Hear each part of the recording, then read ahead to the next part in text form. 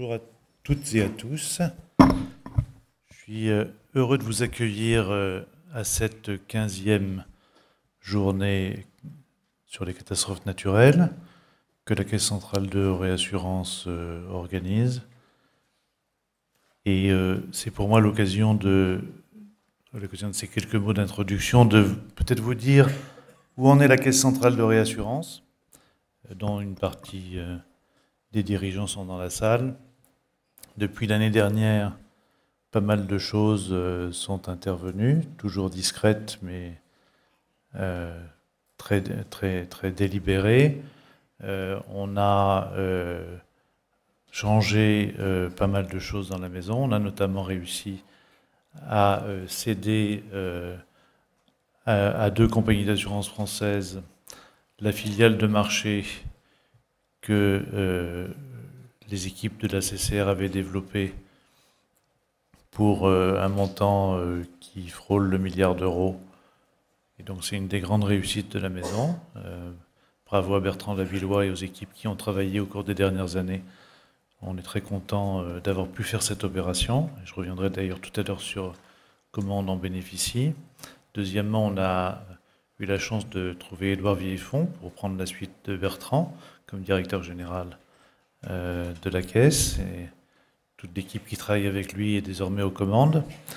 Et tout ça est très bien parce que les choses ne vont pas bien au niveau de la gestion de la Caisse, puisque, comme vous le savez, on a encaissé un déficit technique de 112 millions d'euros en 2023.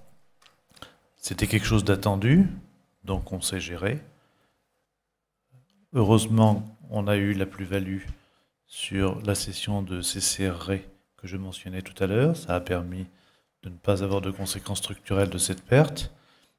Et enfin, on a la chance d'avoir eu le rapport de la commission présidée par Thierry Langreney, que je salue, qui a fait un bilan sur le régime des catastrophes naturelles, qui a proposé des solutions aux problèmes qui avaient été identifiés.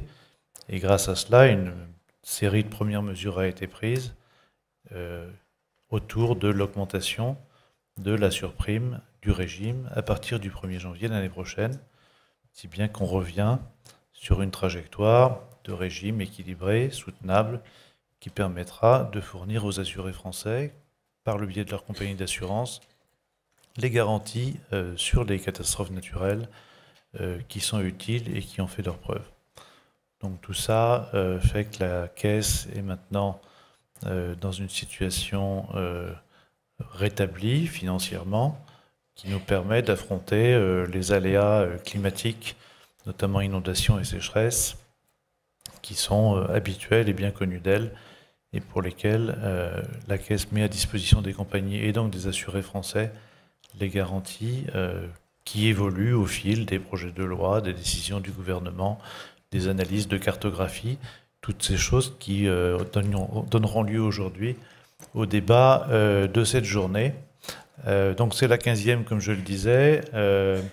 Merci aux équipes de la Caisse, en particulier à Antoine Quentin et sa direction, qui ont préparé le rapport qui sert de document de référence à cette journée.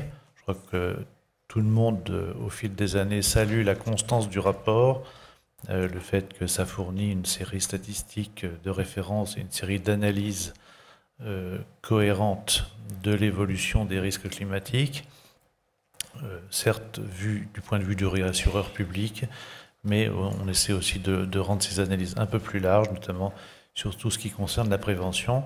Et tout ça, je sais, alimenter les travaux de Thierry Langreney et de son équipe dans les réflexions qu'il a eues au fil du temps. Voilà, je ne serai pas plus long parce que vous êtes tous stakeholders de ce régime. Vous êtes venus pour discuter de l'analyse et des conséquences et poser les questions aux uns et aux autres pour mieux comprendre et faire des propositions.